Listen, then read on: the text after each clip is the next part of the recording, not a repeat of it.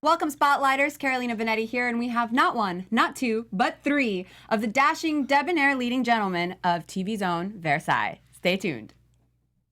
You're tuned in to AfterBuzz TV, the ESPN of TV talk. Now, let the buzz begin.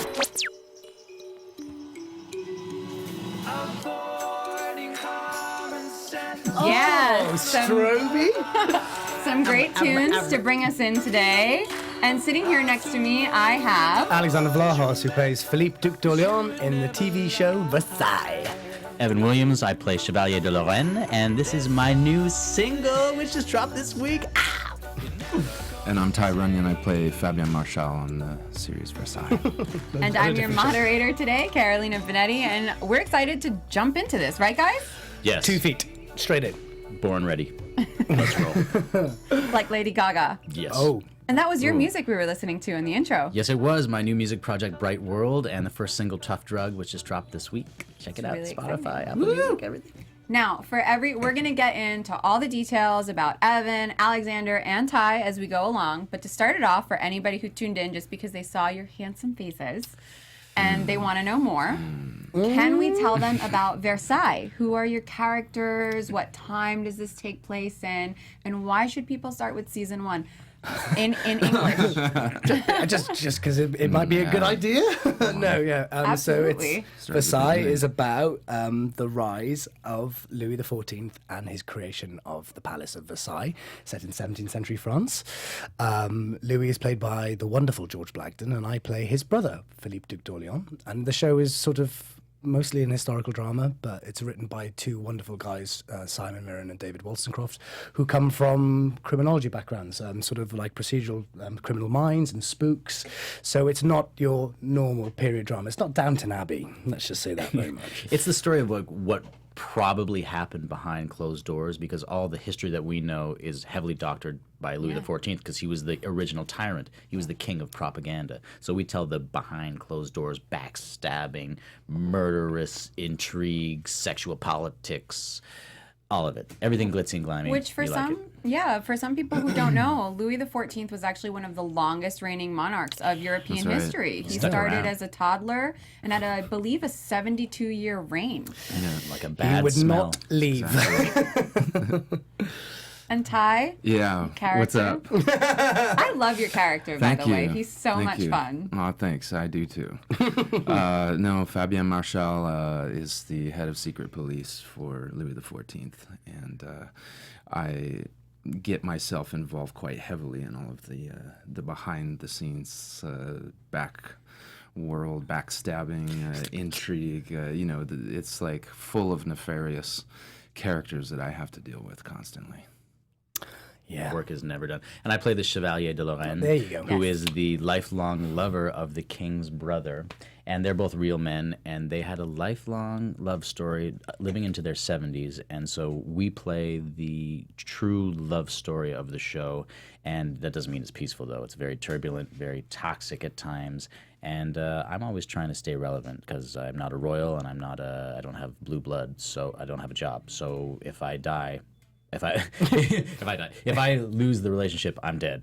So I'm always trying to make sure that I stay on the inside and a little bit Your desperate. character is always like right on the line of making terrible decisions. That's what we love him for. The Chevalier is always in somebody's mess. That's right. And you have to deal with it. Oh, constantly, yeah, constantly. No, but it's the heartbeat of the show in a bizarre way, because Louis has all these amazing women in his life, many mistresses.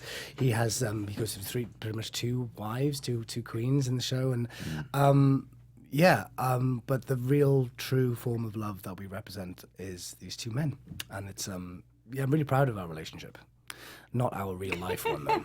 Get your hand away from me. I don't know who you are. But yeah. That's awesome. And now, also, for your character, being the head of secret police, the police back then were just a little bit different than modern day society. Do you want to explain a little bit for A little bit people? different, yeah. I mean, seen through a modern lens, some of the things that Fabien does is quite horrific. But at the time, he was essentially a guy doing his job and trying to do the best job he possibly can at torturing people for information and just plain torturing people for He's fun. he's a man of few words. is Fabian. And many implements. And many implements. But I mean, he would be if he did a bad job, he would be cast aside and back on the streets. So. Well, Louis is often unhappy with him, but I feel like he low-key relishes the torture. Do you find that when you play your character?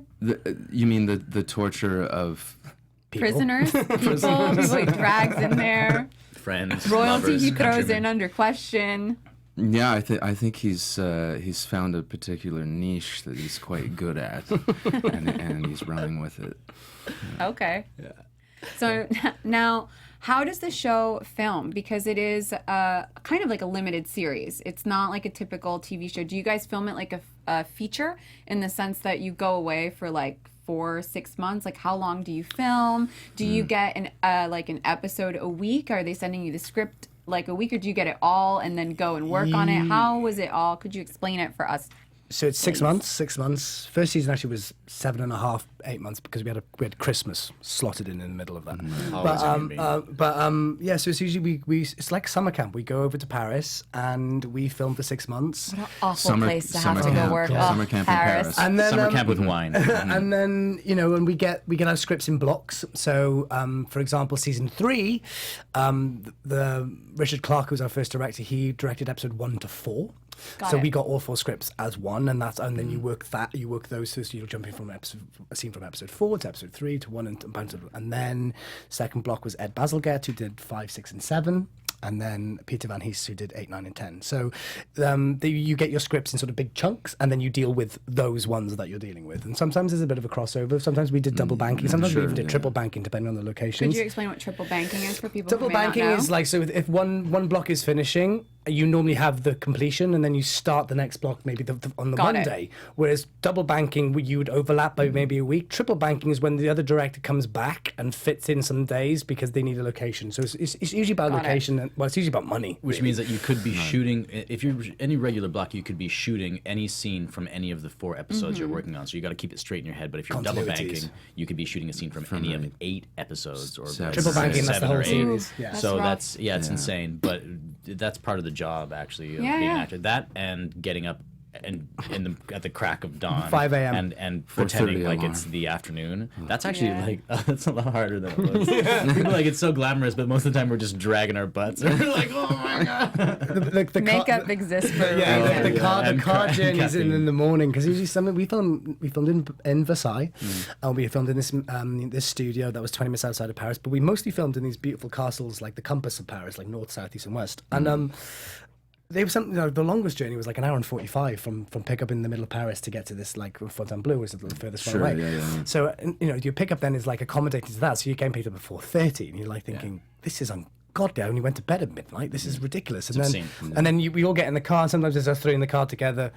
We all get in. And I bring a pillow. I'm like, good night, guys. Yeah. An hour and 45. You heard it here first. Alex Vlahos is narcoleptic in any motor vehicle. I am on I it. don't think I've ever seen you awake in any movie theater. Oh my God, I'm like concerned for your driving. No, Like an infant. do not drive. Yeah, well, you live in London, so you it's just true. forego a car, right? It's anything that's like a little bit of a rock. I'm off. Are you trying to put me to sleep? There you go. See, it's easy, right? But I love sleep. There you go. That's a scoop for you. Same. Right, look, You heard right it here here on the low. Low 5 extra. right there. Read it That's all all out. that. Breaking. Breaking just now. Vlahos likes his sleep. AfterBuzz TV exclusive. I knew there was a sting coming. Thank you very much, people in the back. That was great.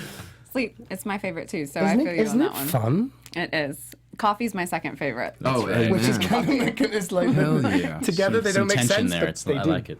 Do you know you drink so much coffee, eventually it doesn't affect you like that? Oh, absolutely no. Like, No, you it's just it's sleep? a taste. But for you guys, also, I really wanted to talk about what a great job Versailles did as a show with all of your female counterparts. For real. So women in Hollywood, it's been a big issue with female parts and saying that like women aren't written well. These are not your typical Renaissance, Middle Ages women. Like this court, I felt that watching it, all the female characters were to be feared and possibly revered, but mainly feared. How was it for you getting to interact with those female characters, and how did you feel about your co-stars and getting to have such like rich experiences throughout the series? There's a real good speech that Amira Kazar has in season 1 where she's talking about the power that women have in the court of Versailles, and basically the realm of sexual politics was legit. If you think about how the power that the women had over Louis, his various mistresses, it's not the public face of Versailles, but they very much were involved in all the string pulling in the background. So I think we were blessed to have some really strong female actresses as well. God, who they were really so good. they took it and ran with it. And Anna Brewster, Jessica Yeah. Clarke, Noemi Schmidt, all those. Elisa in season 3 Yeah. is just. She plays Marie Therese. She has the most unbelievable arc, and I think the people that are watching on Ovation will be really, really, really happy. And they all found their own niche as well. Yeah. Like they all had very specific characters with their own archetypes and managed to transcend just being the corseted beauties of the court. I think you said it right there, to be feared and To be revered. feared, yeah. I loved working with Amira Kazar.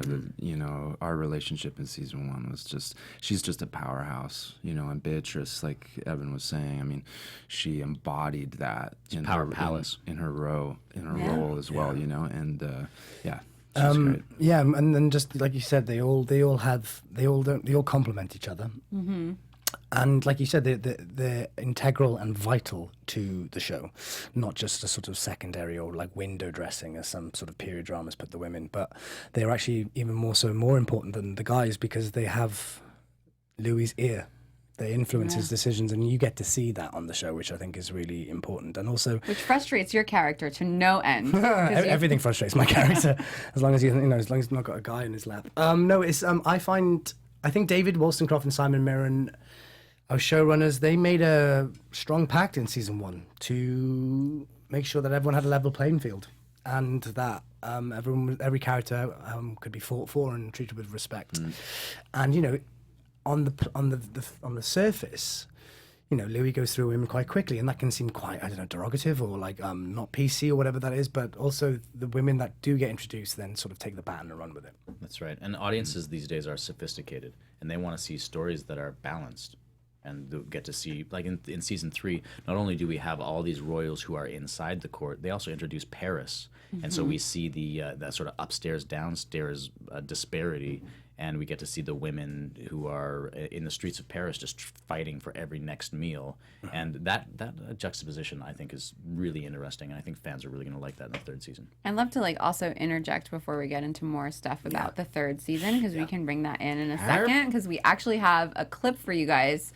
We won't play it just yet, but we do have a clip for you guys, and we have some photos, and we'll go into it. But I was going to say one of the main antagonists throughout the series that people should watch for is William of Orange, which has been interesting That for little you guys blight. to play. Played by the wonderful George Webster. He did a brilliant job with it. William of Orange's season, I would say, is season 2. He's mentioned in season 3, but it's actually the I wouldn't say the big bad. We haven't really got a big bad, but in season 3, Leopold, played by Rory Given, surname, and who's amazing, and also Ken Bones, who plays the Emperor. He's amazing, representative of the Vatican. Yes. And George. So the William of Orange is he's pretty epic, but he's sort of not to sort He's of. always in the back. I mean, saying he's the the catalyst for all of the bad guys that kind of come He's down. the mirror to Louis. He's The reverse puppet master. He's and then there's an amazing. We do it in episode 7 of season 2. There's an amazing. We try to sort of commit to doing a bottleneck episode, didn't they? Where they put George and George together, Louis and William, and it was epic to see the two of them just sort of over a dinner table, just sort of sparring words wise. And there's but yeah, he is in the background a lot, and in the background of season 3. But he doesn't turn up in season 3, does he? No, he doesn't. No, he doesn't at all. No, there's no George. But we sort of, he's still there. He's hovering over the shoulders looming. of everyone. Yeah, looming. Great Looming, word. great word. Cheers Well, to that. yes. Cheers to looming. Like a Dutch Cheers on Geppetto. looming. Cheers to looming. Cheers to Cheers to looming. looming. And from cheersing on happy looming, Day. now we're going to jump into this clip. So for those of you who are excited, we can tune in. Let's see what I'm we've got excited. here. That's pretty good tequila, actually. This is strong. As the linen, the wine perfectly chilled, and the glasses never empty. And these flowers are flaccid. I want only blooms bursting with vigor. The king has decreed this event should represent the pinnacle of France's success. I do not wish to disappoint him. Go. Right.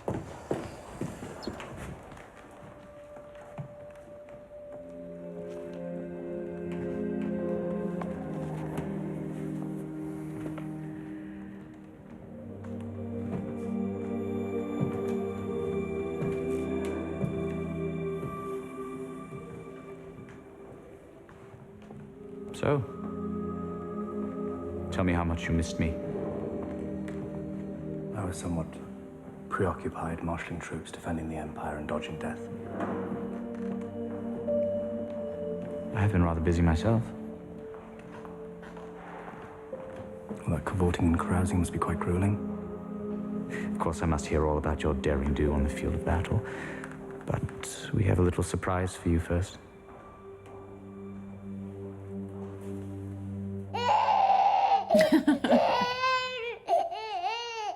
Say hello to little Philippe. He just might be a future king of France. A fighting tiger like his father. Make it stop. You're not holding him correctly. You need to support his head. Oh, he's hungry. And you're not anatomically equipped. You should have seen the birth.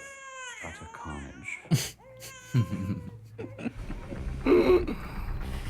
There it is, baby. That's the magic. Utter carnage. What a terrifying image in a time of like no epidural. You should have seen the birth, utter carnage. And I was like, There you go. But that's also a fun dynamic between the two of you, is that you have a wife like throughout the entire series. Season 1, different wife as well. Yeah, so, Different wife, yeah. yes, Since but- season 2, the amazing Jessica Clarke, but Princess Palatine. What it does offer an amazing dynamic as a sort of as a threesome comedy wise, as well as sort of as pathos, and there's a lot of true emotion between the three of us. What's amazing about the start of season 3 is that Philippe comes back from war. Obviously a changed man because he suffers with PTSD. So there's this idea that he comes back and he sort of doesn't want to be faced with all the gold, I think. I think it's probably the worst thing he wants to see. And is presented by his boyfriend and his wife being mother and father.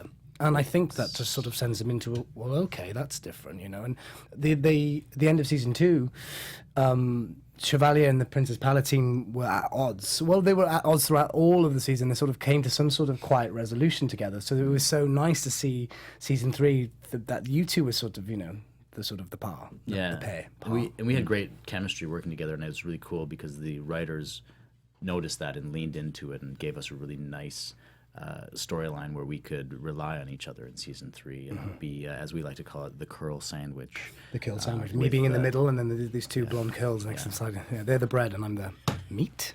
The cheese. Cheese, thank let's you. be honest. Yes, cheese, that's good. I'm really concerned if you're eating brown cheese.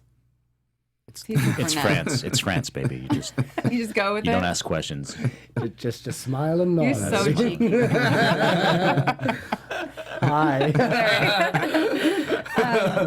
So for, I love it. For fun facts for people that are watching the show, how long does it typically take you in hair and makeup to become your characters? Because the hair is just so luscious. Yeah, what is it? It's hour and about 40? it's 45 for the wig and then depending on makeup, you know. About an hour and 45 from the minute we get out of the car to Yeah. we're on set, right? So like you get your little croissant and your coffee, but yeah, it's And the wardrobe too takes a little bit of time. It does. And we're all kind of shuffling around stations because they only have so many people doing each thing. So he'll get his wig while I get my mustache trimmed. You'll see that mustache. It's like, it doesn't stay that small on its own. They have tiny little scissors and would spend 25 minutes every morning kind of just taking it down. yeah. So everyone sort of tags each other in, you know. That you sort of go on like a conveyor belt, don't you? Around that scene. Yeah. And then sometimes you come in and they're like, so we don't need you right now, so you can sit there for half an hour. So you've just been brought in to then just sit. You're like, cool. Or 6 hours. But I mean, you could like nap They always have those little benches and Yeah. hair and makeup. Unless you have the wig on, and then they're like, you're not allowed to sleep with the wig. You need to sit. You need to sleep sat up. This is why I've learned my skill about sleeping. Another scoop for you here. So what I would sort of we'd all do is I would just sort of prop myself up like this. How did you do it? yeah. And that, just prop myself, and then that was it. Yeah. That's me done for the day. You know, sleeping Yeah. like this. That's another impression. Oh, I'm just on fire to boot. Did you guys pick Brilliant. up any tricks from him on the sleeping sat up? Like the sort of Berenstain Bears approach, really. Like, this is what not to do. I was afforded the luxury of not having a very meticulous mustache, or look, and my hair was always a little bit greasy. Yeah. So Yeah. I was actually allowed to. You were allowed Your sleep. hair isn't as long as theirs. Like they have right? Yeah, Was maybe. It? I mean, I it's was- pretty it It was was long. like it's kind of but- short. Like It just was yours matted is, together like, like a... glorious though. Like you Yeah, guys have you guys like had, like, amazing Farrah names. Fawcett. I got the locks. Farrah Fawcett look in season 3. They Totally. finally, I They think nailed it. they nailed Yeah. it. Yeah. We had 5 wigs each. I had 5. George had 6. Did you name them? No, but I wish I did. Should we go That's- back? I That's had a a missed few opportunity. names. If there's ever I a had reason to few go back and do names film for and mine. get a season 4, that's Oh it. yeah, Tatiana. You have it here, guys. We're doing a Dude. season 4. They have to name the wigs. Leonidas. Ovation, I know you're watching. Commission, maybe? What? Yeah. Also, it was just they did what they had to do. Like for Alex and I, they kind of had to make us look pretty all the time. Whereas Ty, he's such a man. If they tried to trim his mustache, it would just break the scissors every time. So they're like, well, I guess this is what we're going for. Oh, we lost He the said lost he's another such a pair. man. No, yeah, my first wig, the original Tatiana. was her name. Oh, he named Yeah. You it. did name Yeah. it. You And know what? High Elena- five from yeah. across the table. High five. Oh, I think thank there you. was- hold hands. There we go. There you It's go. all the way through. And then there was Elena, which was my Jesus stunt wig. Christ. I love you so much all for Eastern naming them. European, names, because I figured Have there my- are have European my hair ribs is outside, probably I'm coming gonna from shoot. Eastern Europe. Perfect. It's I did perfect. not know you named them. My Oh yeah, me and Mathieu. That's the kind of stuff you don't tell people. Yeah, so we- it's- Yeah, you need to give that to Now yourself. you know you were slacking. yeah. Alex was asleep Well, he was busy napping. because they, I someone wasn't put him in slacking. a car. I was like this. Slacking. Having a whale of a time.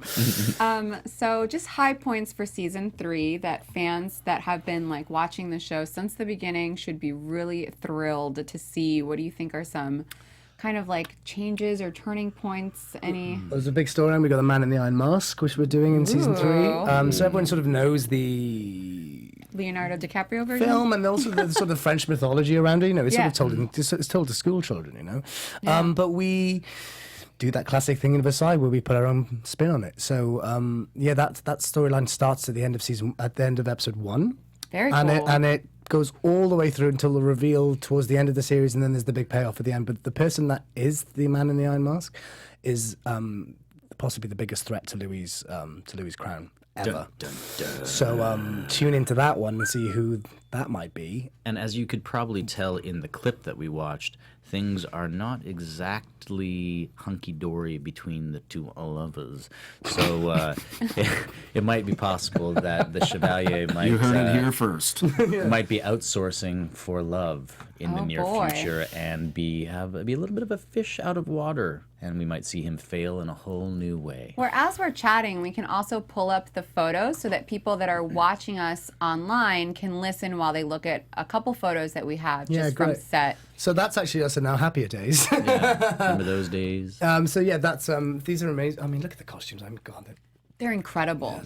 But I mean, do you know what really gets me is the design of the palaces. Like your sets are mind Well, blowing. this is actually in Versailles. That is, that's actually in the Hall of Mirrors because there's no way. Which they do the big reveal this season. That's what he's Sorry, been- that's what it's spoiler that you get to see But it. that's the big that's the sort of the big arc for Louis is that he's finally completed his palace, and then what else have you got left once you've done the thing that you want to set out to do? When you think, well, I need to be bigger than the palace, so he sets out to try and become absolute power, basically turn himself into a god, The which representation of God is on Earth. on Earth, which is.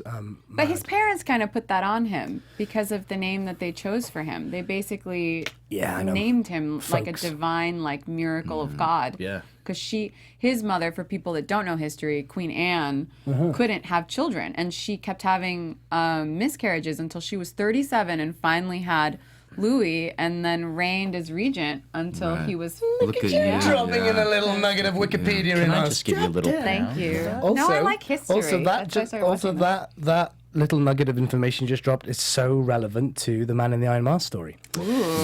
Oh my God! Another scoop. Hit me with a sting. No, he's not paying attention to us. Dang it. AfterBuzz Yeah, TV there you exclusive. And as we're talking about history and facts, I want to kind of quiz you guys. So, Alex, you can't cheat because you're great. right next to Damn me. it, can You I- can't move, but you can't like I'll look look. this- I'll look Look, at- I'm gonna make like a little wall with the. I'm There not you gonna. go. I'm not gonna cheat, but I'm gonna look this way. Look at Run Dog. I'm gonna Ty's gonna. I'm gonna look at Ty. Ty look at Evan. Evan look at the sky. So you guys have been working on Versailles for 3 seasons now, and I'm hoping that along the way, doing your characters, you've learned some fun historical tidbits. Sure. So I've got some questions for you. Great. Good You luck. ready? Good luck, studio. You scared? Good luck, everyone. Terrified. Born scared. And whoever knows, just feel free to answer. So, what do Louboutin and King Louis's court have in common? Red sole shoes. That's right. Red Soul Shoes. Absolutely. Red Soul Shoes. I've actually got some Louboutins because I was in Versailles. There, she gave them some to me. So, Awesome. Cha-ching, name drop. So the background on that is that if you were in favor with the king, for people that don't know, they were allowed to go to a special cobbler who would cobble a red bottom shoe, and that meant that you were in the king's favor. Red bottom shoe played in the same way as fat bottom girls, like in Queen. Yikes. Let's move on. Okay, so second question. What very famous gem, which now resides at the Smithsonian here in Washington, D.C., once belonged to King Louis XIV? Can you repeat the question, please? What very famous, Famous gem, Gem. which resides at the Smithsonian in Washington, D.C.? Go for it. Is it the heart diamond? The big. That's in Titanic, Close, Evan. right? You're so close. The Hope Diamond. Hope Yes. Diamond. I'll give you that one. I'll give you that one. Well That done. was really good, Evan.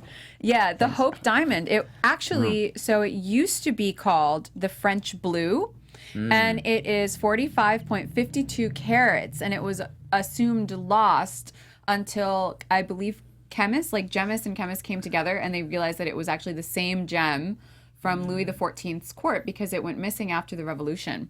Wow. It went missing, as in in Chevalier's back pocket. Probably left with it. Imagine being the peasant who stormed the gates and was like, everybody else is just burning stuff, and he's like, I'm taking this. I'm just going to go home and I'm tired. I'm tired. Okay. I've got 2 more questions and then we're going to move on. But you guys are doing great. I was like hoping to stump you a little bit more. This is really good. Keep trying. What dance was King Louis XIV a fan of, and what lasting institution did he create? Ballet. Go, Ty. Absolutely. Ballet, a lasting institution. Yes, he created 2 institutions because of his love of music and ballet that actually changed the face of French ballet into what we know today. There you go. No? Okay. Do you know? Giving up? Passing? Royal Ballet, something. The Sorbonne. I don't know. No, I don't. No, not the Sorbonne. It is the Académie Royale de Danse et Académie de Opéra. I was going to say that. I was going to say that. Yeah. Next Yeah, and time. he himself danced in over 80 ballets. You know what? Have you seen Louis and George dances in the show? Like, damn, does he dance? Yeah. And the Sorbonne is food, right? It's cuisine.